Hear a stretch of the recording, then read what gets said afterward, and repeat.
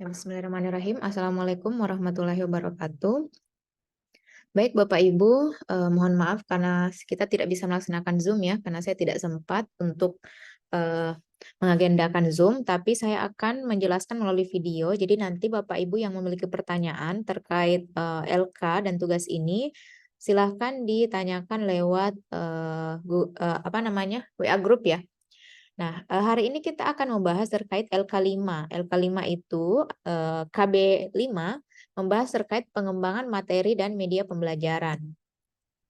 Jadi hanya ada satu LK, Bapak Ibu ya, sebelum kita review. Nah, di sini ada LK5A, ada LK5B, dan ada LK5C. Jadi ada 3 jenis lembar kerja untuk LK5. Nah, apa yang ada di dalamnya? Nah, di sini Bapak Ibu akan mengembangkan materi, kemudian akan menyusun LKPD atau lembar kerja peserta didik, kemudian akan menyusun media digital dalam bentuk video. Tapi videonya bukan merekam diri sendiri kayak mengajar untuk PPL ya Bapak Ibu ya, belum seperti itu. Ini hanya media untuk sumber belajar. Nanti ada contohnya di modul, akan saya beritahukan nomornya ya. Oke, sekarang materi. Di sini apa materi yang Bapak Ibu masukkan? Nah, kemarin kan sudah ada di LK3 kalau tidak salah ya, yang LK2, LK3 apa LK2 ya. Itu yang membahas kedalaman dan keluasan materi. Nah, di sini Bapak Ibu pilih yang sudah Bapak Ibu rumuskan di keluasan materi. Pilih materi apa yang menurut Ibu bisa Ibu bawakan nanti pada saat PPL. Jadi supaya tidak membuat 2 kali, di sini langsung Ibu masukkan satu aja Bapak Ibu ya, jangan beberapa materi, satu saja materi yang nanti akan Bapak Ibu kembangkan dalam bentuk modul ajar untuk diajarkan pada saat PPL nanti. Nah, berarti sudah direncanakan nanti mau mengajar apa ya. Jadi materinya satu saja, materi yang akan Bapak Ibu ajarkan. Nah, itu materinya. Kemudian di sini Bapak Ibu memilih satu tadi ya, jadi jangan beberapa. Kemudian di sini apa? Maksudnya gimana sih apa itu? Jadi apa itu maksudnya? Apa sih konsep atau keterampilan yang ingin disampaikan kepada siswa? Nah, di situ pada saat Bapak Ibu mengisinya harus Bapak Ibu lihat. Ya, sebentar, mohon maaf ada gangguan.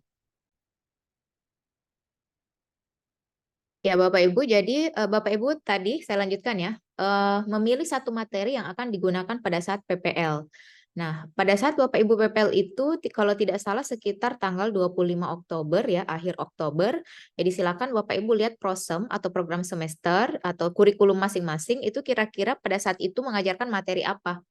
Ya, jadi disiapkan supaya tidak mengerjakan 2 kali. Kenapa? Seluruh lembar kerja yang Bapak Ibu kerjakan dari awal sampai akhir lokakarya ini sebetulnya dirancang untuk supaya Bapak Ibu bisa nanti mengajarkannya pada saat PPL. Makanya pilih materi yang akan diajarkan nanti. Oke, di sini ada apa ya? Nah, apa itu tadi sudah saya jelaskan. Jadi itu terkait kira-kira nanti Bapak Ibu akan mengajarkan apa, menyampaikan apa kepada siswa. Nah, kemarin kan sudah membuat ini ya, sudah membuat keluasan materi. Nah, itu silakan Bapak Ibu pindahkan ke sini. Yang keluasan materi itu, misalkan Bapak Ibu sudah memilih satu materi ya, misalkan materi-materi yang ada pada semester yang sedang berjalan ya. Nah, silakan Bapak Ibu pilih materi apa sih yang mau Bapak Ibu masukkan ya. Dari baik itu materi kognitif yang menyangkut sikap, kognitif, sikap maupun keterampilan. Silakan Bapak Ibu masukkan semua di situ. Ya. Nah, apa seperti itu? Nah, kemudian mengapa? Apa sih yang harus Bapak Ibu isikan untuk kolom mengapa? Nah, Bapak Ibu, kemudian di sampingnya ini ada kolom mengapa. Apa sih yang harus Bapak Ibu tuliskan di kolom ini? Jadi, kalau tadi apa itu adalah daftar materi yang ingin disampaikan ya, baik itu konsep, sikap, keterampilan yang ingin disampaikan. Kalau mengapa itu maksudnya Bapak Ibu menuliskan apa alasan sehingga materi itu perlu disampaikan. Maksudnya kenapa sih materi ini bisa mendukung capaian pembelajaran yang akan Bapak Ibu capai gitu ya. Kan kemarin sudah ada CP, dan sudah ada tujuan. Nah, mengapa materi ini penting untuk mencapai tujuan itu dan kenapa ini penting untuk mencapai capaian pembelajaran itu. Nah, jadi disebutkan alasannya, alasan yang rasional kenapa materi ini penting untuk diajarkan. Ya, seperti itu ya Bapak Ibu untuk kolom yang ketiga. Baik, selanjutnya kolom keempat bagaimana? Nah, bagaimana ini maksudnya adalah bagaimana cara praktiknya di kelas nanti Bapak Ibu menyampaikan materi ini atau bagaimana teknik yang akan Bapak Ibu gunakan untuk menyampaikan materi ini ya. Jadi disebutkan misalkan saya misalkan ya karena saya IPA misalkan menyampaikan jenis-jenis organ tubuh pada manusia dengan menggunakan PowerPoint. Nah, terus setelah itu menjelaskan fungsi dari organ tubuh manusia dengan menggunakan video pembelajaran. Nah, kemudian misalkan menganalisis gangguan-gangguan pada sistem pencernaan dengan menggunakan metode diskusi ya. Jadi boleh pakai media, boleh pakai metode.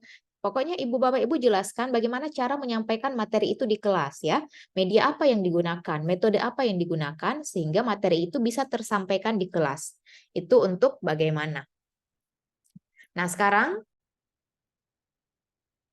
ya, baik. Selanjutnya, kolom berikutnya untuk apa? Di sini maksudnya, kenapa, untuk apa materi ini diajarkan gitu ya. Jadi, materi itu diajarkan untuk mencapai tujuan pembelajaran. Nah, di sini untuk apa? Apa kaitannya dengan tujuan pembelajaran? Kenapa harus dicapai gitu ya. Jadi, di sini Bapak Ibu bisa memasukkan kata kerja operasional atau kompetensi yang ingin dicapai oleh siswa. Misalkan Bapak Ibu mau siswanya itu supaya bisa menganalisis atau bisa menerapkan atau bisa membuat sesuatu atau bisa mempraktikkan. Nah, itu Bapak Ibu masukkan untuk apa. Jadi tujuan ya mirip dengan tujuan pembelajaran tetapi dia lebih ke materi itu. Untuk apa sih materi ini diajarkan untuk mencapai kompetensi apa. Jadi silakan Bapak Ibu analisis kira-kira apa yang harus kita isi untuk 5 kolom ini. Jadi kolom 1 materi, isi 1 materi yang akan Bapak Ibu ajarkan nanti pada saat PPL di akhir Oktober nanti. Kalau apa itu daftar materinya, silahkan ya.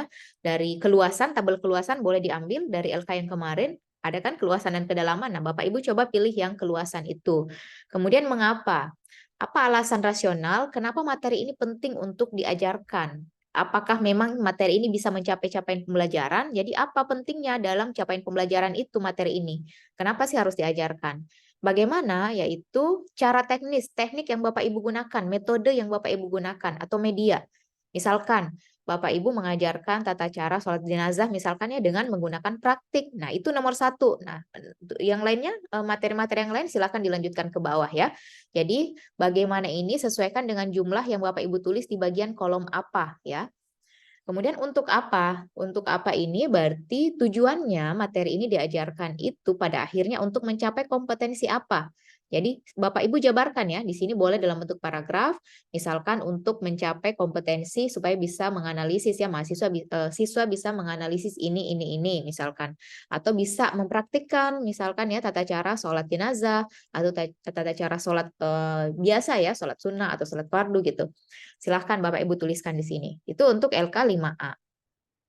Untuk LKPD, nah LKPD ini Bapak Ibu silakan membuat LKPD, boleh manual pakai Microsoft Word, ada di modul ya, nanti saya tunjukkan.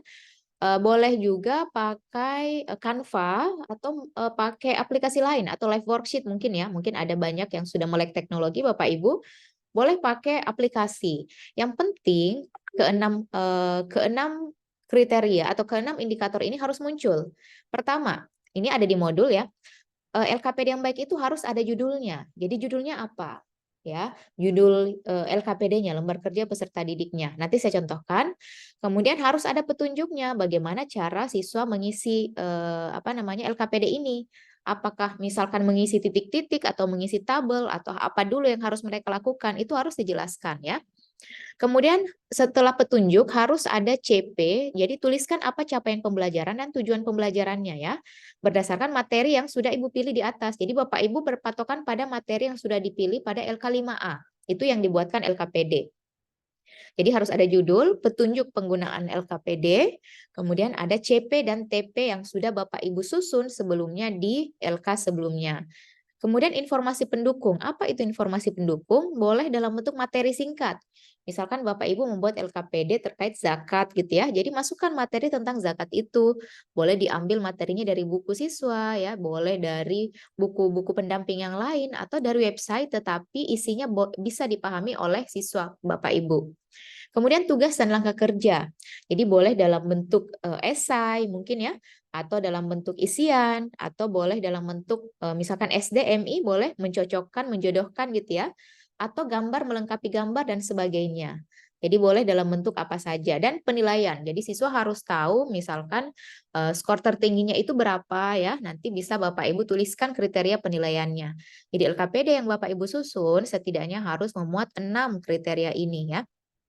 Nanti dituliskan di sini narasinya ya, atau penilaiannya, tugas dan langkah kerjanya dan lain-lain. Jadi Bapak Ibu silahkan untuk memasukkan dari isi LKPD-nya ke sini. Kalau misalkan Bapak Ibu mau mencantumkan link LKPD-nya karena misalkan pakai aplikasi Canva silahkan juga ya. Jadi kami tidak membatasi. Nah itu, saya contohkan contoh LKPD-nya Bapak Ibu ya, walaupun ini bukan yang terbaik, tapi setidaknya supaya Bapak Ibu punya gambaran nanti mau menggunakan yang seperti apa sih contoh LKPD itu ya, walaupun pasti sudah pada tahu. Oke, sebentar.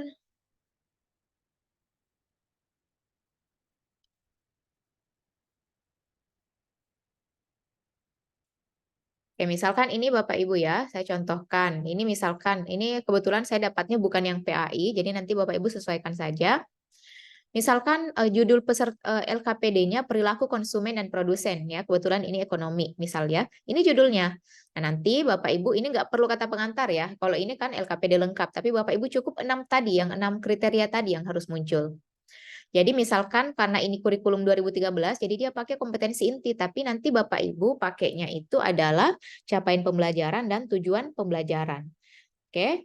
Nah, kemudian di sini ada langkah-langkah atau petunjuk. Nah, harus dituliskan tadi ya, karena harus ada kriteria langkah-langkah pembelajaran yang Bapak Ibu tuliskan di sini. Bukan langkah-langkah pembelajaran, maksud saya petunjuk penggunaan LKPD.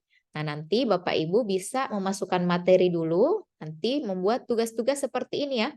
Boleh tugasnya dalam bentuk pilihan ganda, boleh dalam bentuk pertanyaan, dan lain-lain. Seperti itu. Jadi silakan Bapak Ibu nanti membuat LKPD-nya, yang penting memuat kriteria-kriteria tadi ya. Oke, lanjut ke LK5C. LK5C ini nanti Bapak Ibu menyusun video ya, tapi bukan video Bapak Ibu mengajar di kelas seperti PPL itu bukan. Jadi membuat misalkan Bapak Ibu ada PowerPoint ya, ada PowerPoint kemudian mau diberi suara dan diberi gambar dan diberi animasi. Nah, itu yang Bapak Ibu rekam ya. Jadi setidaknya ada suaranya dan ada gerakan ya. Jadi kalau mau membuat video sumber belajar. Nah, nama medianya apa? Misalkan video pengenalan apa gitu ya, atau video tata cara sholat dan sebagainya. Nah, kriteria video itu sudah ada ya di modul Bapak Ibu. Silakan Bapak Ibu lihat. Ada jenis-jenisnya ya. Video itu apa saja sih jenisnya? Ada yang visual, ada audio visual ya. Nah, ini ada jenis-jenis video. Jadi ada video yang auditif, hanya bisa didengar, ada video visual, hanya bisa dilihat, dan ada media audiovisual, bisa dilihat dan bisa didengar. Nah, inilah yang tugas Bapak Ibu membuat media audiovisual. Biar dalam bentuk video ya, bisa dilihat dan bisa didengar. Saya rekomendasikan Bapak Ibu menggunakan tutorial. Ini ada contohnya Bapak Ibu ya, sudah ada di link YouTube. Yang ini yang paling sesuai itu nomor 6 boleh ya, nomor 6 atau nomor 7 juga boleh kalau mau ya. Jadi Bapak Ibu, kalau misalkan Bapak Ibu mungkin tidak punya PowerPoint atau belum punya materi PowerPoint, boleh misalkan Bapak Ibu, misalkan ada media gambar ya atau media apa itu Bapak Ibu pegang harus bisa itu dijelaskan dan direkam pakai HP. Kalau misalkan susah kalau menjelaskan pakai PowerPoint. Jadi boleh yang video apapun itu, yang penting Apa namanya, tapi bukan video mengajar yang ada siswanya Bapak Ibu ya. Jadi ini video pembelajaran biasa yang menampilkan materi Bapak Ibu. Jadi boleh melalui PowerPoint yang di slideshow-kan ya. Habis itu direkam suara Bapak Ibu untuk menjelaskan poin-poinnya ya. Boleh pakai tutorial nomor 6 ini yang paling sesuai kalau saya lihat ya. Nomor 6. Silakan Bapak Ibu buka. Itu sudah ada cara-cara bagaimana merekam gambar atau slide pada PowerPoint. Baik, Bapak Ibu, itu ya penjelasan dari saya untuk LK5A, 5B, 5C. Semoga bisa dipahami. Silakan ditanyakan jika ada yang belum jelas, bisa melalui WA Group atau WA saya secara pribadi. Tapi mohon maaf, mungkin tidak bisa sangat cepat saya balas ya, karena saya sedang sambil mengerjakan tugas tertentu. Jadi insya Allah saya pantau, pada saat saya lihat, kebetulan saya lihat, insya Allah saya akan balas. Bapak Ibu yang tadi ada yang mengatakan nggak bisa mengisi diskusi, silakan dicoba lagi Bapak Ibu ya, karena seharusnya semua siswa bisa mengisinya. Oke, terima kasih. Itu saja materi dari saya. Semoga lancar pengerjaan tugasnya. Wassalamualaikum warahmatullahi wabarakatuh.